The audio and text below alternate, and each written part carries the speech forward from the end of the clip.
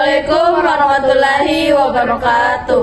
Di video kita kali ini, kita akan membahas tentang perbedaan COVID 4.1, COVID 5, dan COVID 2019. Sebelum kita memulai pembahasan tentang COVID 4.1, COVID 5, dan COVID 2019, lebih baik saya memperkenalkan diri terlebih dahulu. Baik, perkenalkan, nama saya Mutiara. Dan saya Siti Ridatunisa Basri. Dan saya Mujahidah.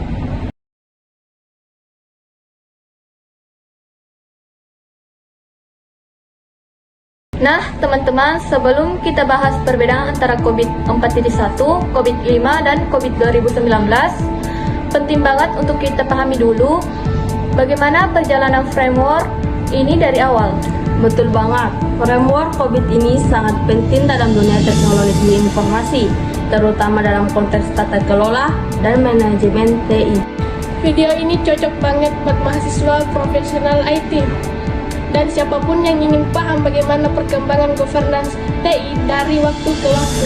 COVID bukan sekedar teori, tapi merupakan alat bantu nyata yang dipakai perusahaan di seluruh dunia untuk memastikan pengelolaan TI berjalan dengan baik, aman, dan sesuai tujuan bisnis.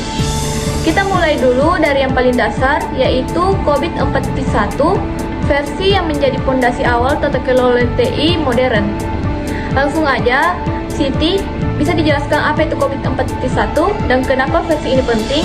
COVID 4.1 dirilis sekitar tahun 2007 oleh ISAKA dan pada saat itu menjadi acuan utama untuk pengendalian internal dan kepatuhan TI.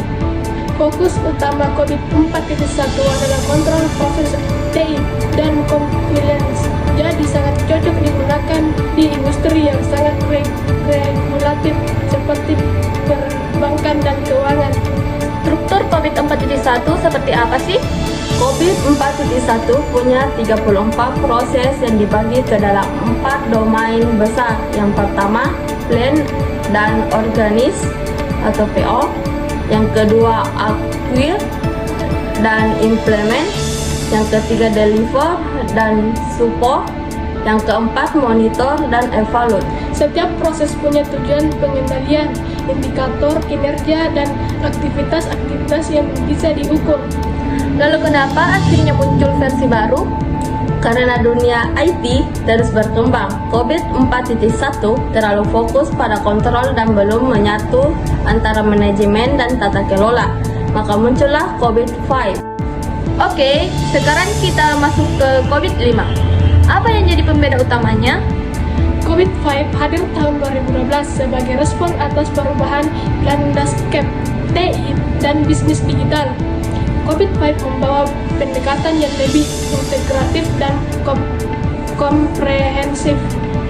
COVID 5 menggabungkan 3 hal utama. Yang pertama, governance TI, yang kedua, manajemen TI, dan yang ketiga, penyelarasan antara TI dan strategi bisnis.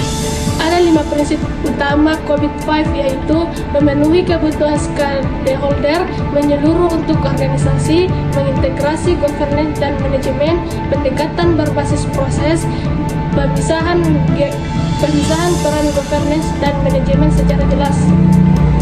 Apakah COVID 5 mengubah struktur proses dari versi sebelumnya? Ya, proses-prosesnya disusun dalam 2 domain besar, governance dan manajemen, dengan total 37 proses. Dan yang paling penting, COVID 5 bisa dikomunikasikan dengan framework lain seperti ITIL, TOGAF, bahkan ISO 27001, jadi fleksibel banget. Nah, setelah itu muncul versi terbaru, COVID 2019. Apa yang mendorong munculnya versi ini? Tentang digital organisasi makin kompleks, teknologi berkembang cepat, dan governance harus adaptif. Maka ISAKA merilis COVID 2019 yang lebih modern dan fleksibel. COVID 2019 tetap mempertahankan struktur dasar COVID 5, tapi memperkenalkan 2 hal baru. Yang pertama, desain faktor. Faktor yang mempengaruhi bagaimana kita mendesain governance framework, misal strategi bisnis, ukuran organisasi, risiko, dan sebagainya. Yang kedua, fokus area spesifik seperti keamanan siber, data governance, atau DevOps governance. Jumlah prosesnya juga berubah dari 37 menjadi 40 governance dan manajemen objektif yang lebih detail dan modular. COVID 2019 juga memperkenalkan konsep performance management dengan level kematangan yang lebih fleksibel, ya. Betul, mereka gunakan skala 0 sampai 5 untuk menilai kapabilitas setiap proses yang bisa disesuaikan dengan realita organisasi. Oke, sekarang biar makin jelas, aku bakal bantu ringkas perbedaan ketiga versi COVID ini secara lisan, bagian per bagian. Yuk kita mulai. Pertama, dari segi tahun rilis, COVID 4.1 dirilis tahun 2007, COVID 5 dirilis tahun 2012, dan COVID 2019 yang sesuai namanya dirilis pada tahun 2019. Kedua, fokus utama masing-masing versi. COVID 4.1 fokus ke kontrol internal dan kepatuhan. COVID 5 memperluas fokusnya ke tata kelola dan manajemen TI secara menyeluruh. Sedangkan COVID 2019 lebih fleksibel, adaptif, dan menyesuaikan dengan kebutuhan era digital. Ketiga, struktur prosesnya. COVID 4.1 punya 4 proses yang dibagi ke dalam 4 domain: plan and organize, acquire and implement, deliver and support, serta monitor and evaluate. COVID 5 menyederhanakan jadi 37 proses dalam 2 domain utama, governance dan manajemen. COVID 2019 menyusun ulang jadi 40 governance and management objektif yang lebih modular dan detail. Keempat, pendekatannya. COVID 4.1 pakai pendekatan yang lebih tradisional dan teknis. COVID 5 sudah berbasis prinsip dan nilai.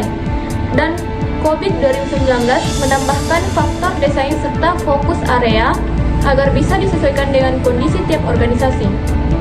Kelima, dari sisi keunggulan, COVID 4.1 kuat untuk kebutuhan audit dan kepatuhan. COVID 5 unggul karena bisa digabungkan dengan framework lain seperti ITIL atau ISO.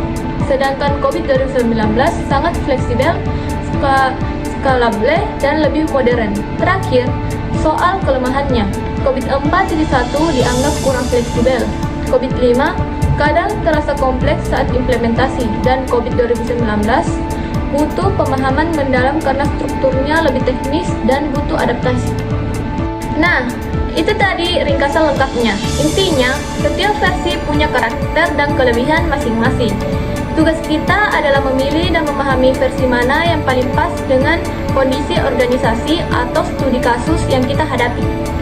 Contoh nyata penggunaan COVID 4.1 dulu banyak dipakai bank, misalnya untuk memastikan keamanan data nasabah dan patuhan audit.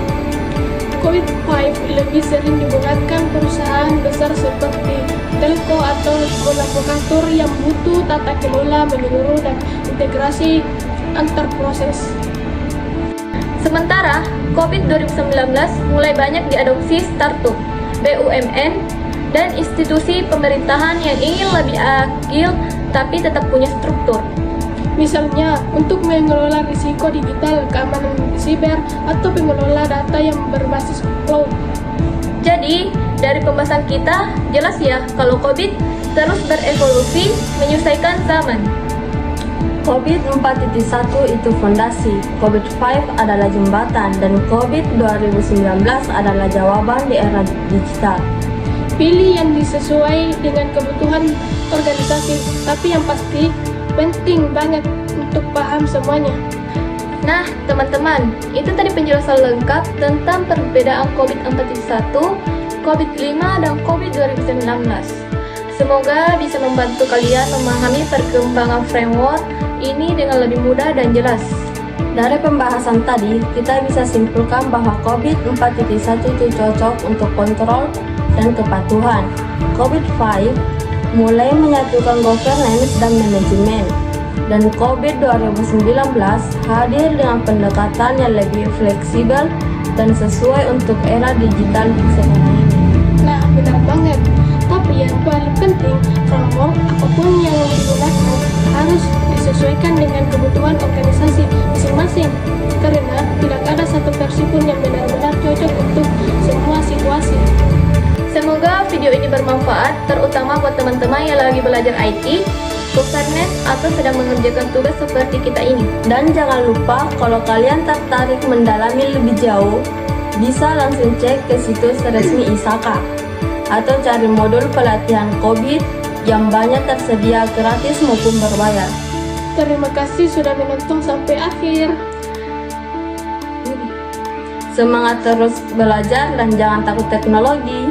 Sampai jumpa di Wassalamualaikum warahmatullahi wabarakatuh. Bye-bye.